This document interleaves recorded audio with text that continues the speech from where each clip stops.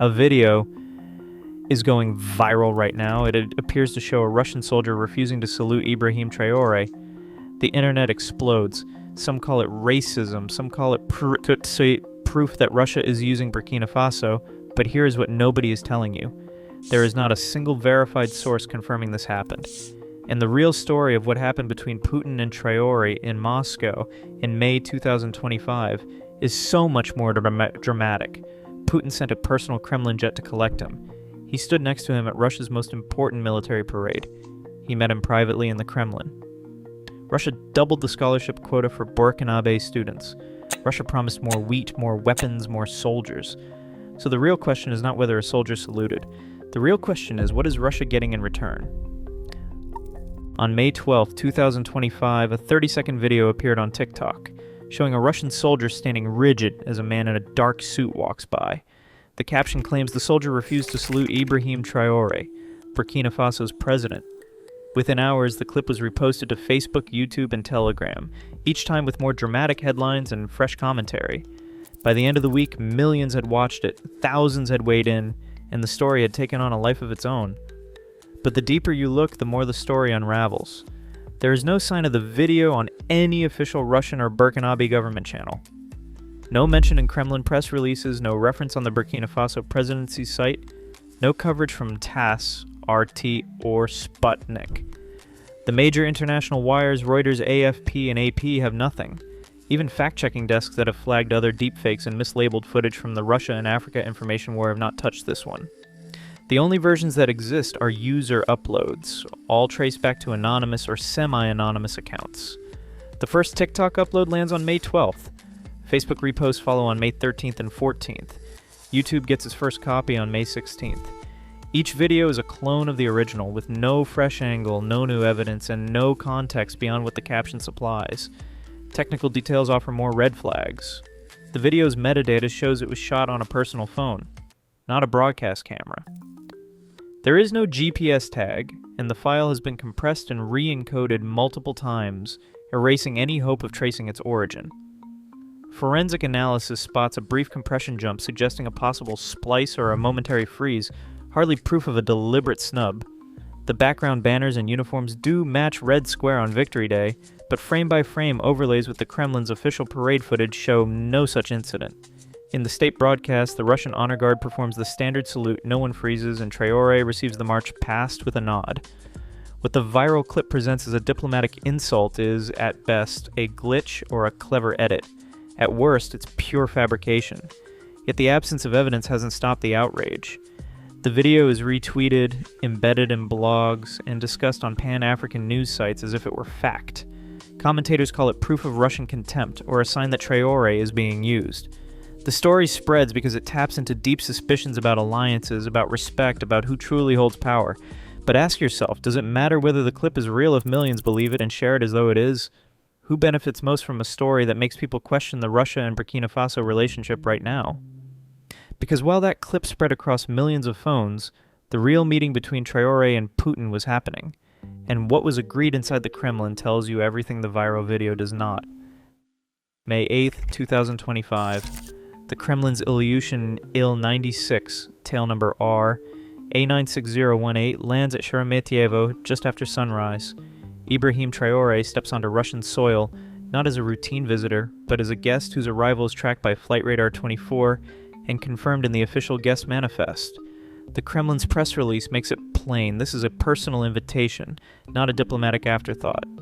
No commercial flight, no layovers, just a direct route from Ouagadougou to Moscow, reserved for leaders Russia wants the world to see. The following morning, Red Square transforms for the 80th Victory Day parade. Heads of state from across continents gather, but the seating arrangement draws its own map of alliances. Traore sits among the foreign dignitaries, flanked by the presidents of Mali and Chad.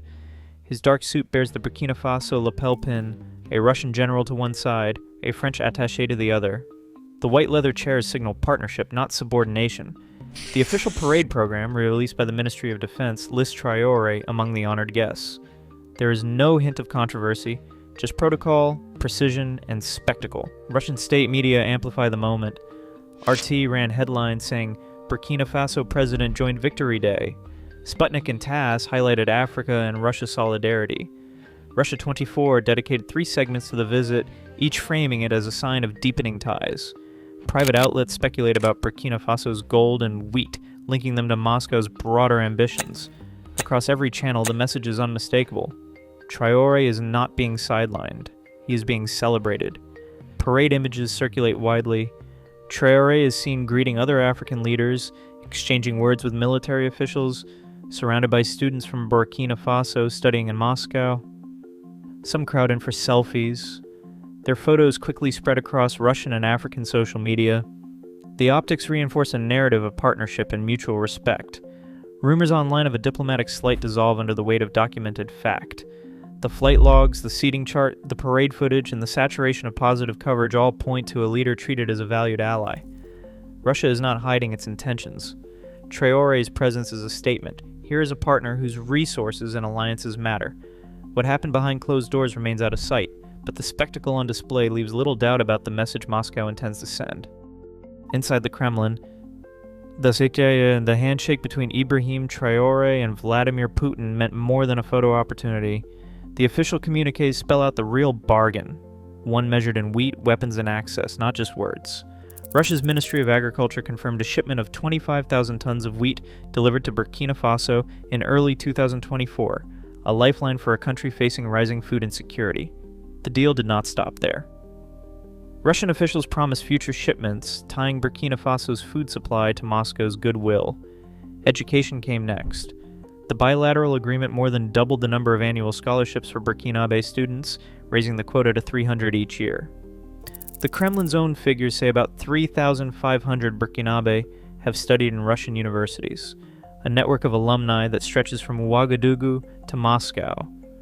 The new scholarships target engineering, hydrogeology, and information technology, fields chosen not by accident but by strategy. Russia is building a generation of Burkinabè professionals fluent in its language, trained in its institutions, and familiar with its worldview. On security, the language is careful, but the numbers are real. The joint statement announced a new advisory group and fresh arms deliveries, M4 rifles, armored personnel carriers, air defense radars, worth an estimated $210 million over 3 years. About 100 Russian military advisors are slated for deployment at the Lombila base, north of Ouagadougou, where they will train Burkinabè forces and coordinate counterterrorism operations. The first class of 40 Burkinabè officers is already scheduled to attend a Moscow Special Forces Academy starting September 2025. Cultural influence is part of the package. A Russia House Language Center is set to open in Ouagadougou, offering Russian courses and certified diplomas to over 1,000 students a year. Joint research projects in renewable energy and agriculture are planned, and the alumni network will link Burkinabè graduates of Russian programs to business and technology opportunities. Traore himself praised Russia's resilience, telling Putin, "Despite all the sanctions, Russia remains at the forefront. It is a lesson for all of us." Subscribe to Behind Dubai right now. This is the real story behind the viral one. Hit subscribe. Russia is giving wheat, weapons, scholarships, and soldiers. What is Burkina Faso giving back? Because in geopolitics, nothing is ever free.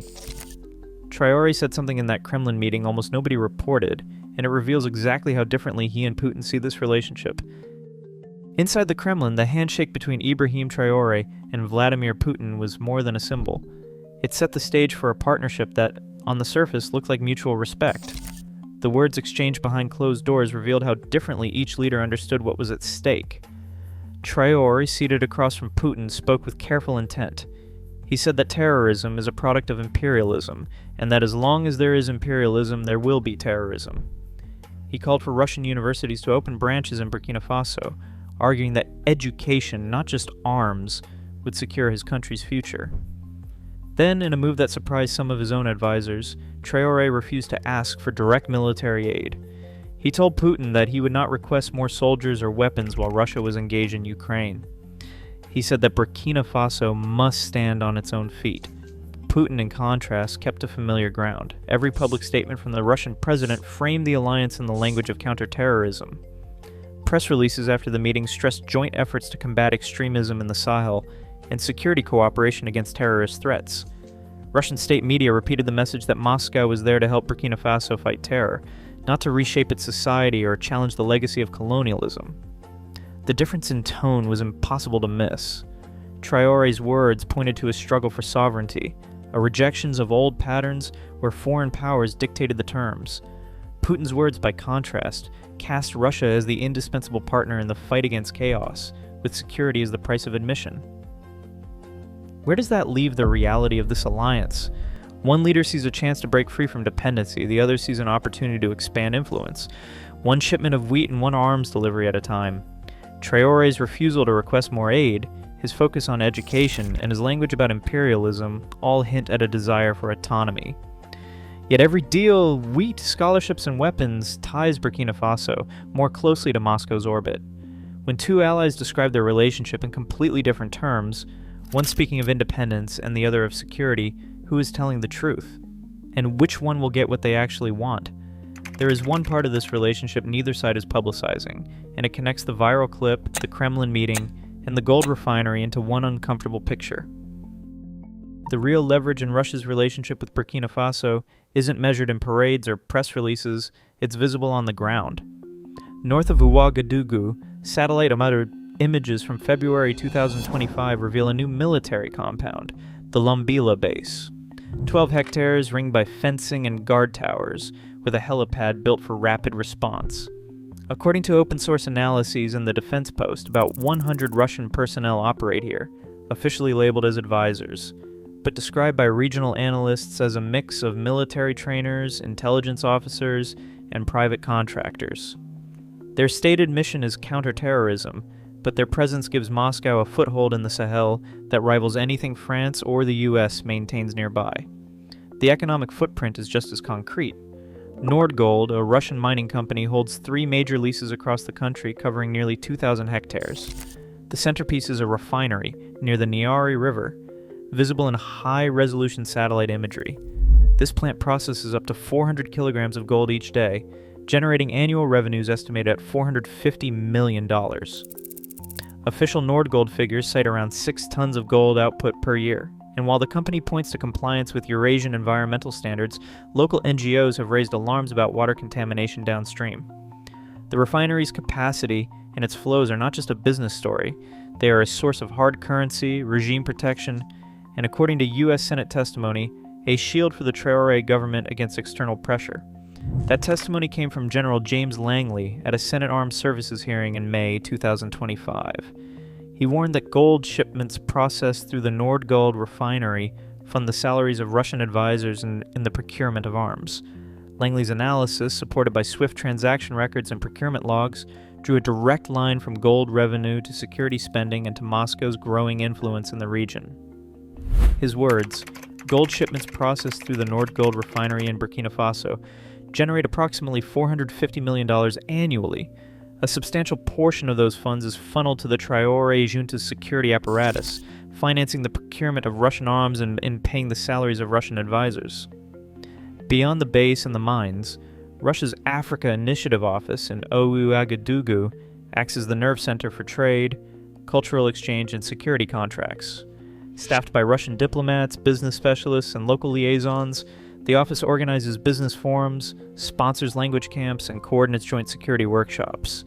Each of these projects embeds Russian influence deeper into Burkinabè society, from military barracks to university classrooms. All of these assets, troops, gold, offices, add up to more than symbolic gestures.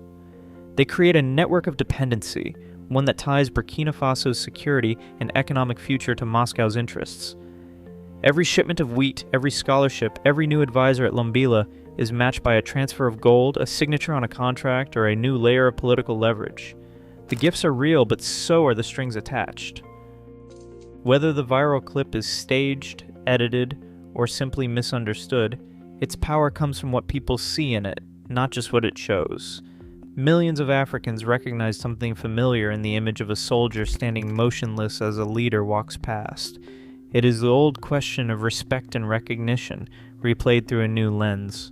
The video's spread was not just about one man's gesture. It tapped into deeper doubts. Who is really in charge when a foreign power promises partnership, and whose interests are being served? For decades, the story of outside involvement in West Africa has followed a pattern. French officers saluted presidents while mining companies shipped gold and uranium out of the ground. The language was always partnership, but the reality was often extraction.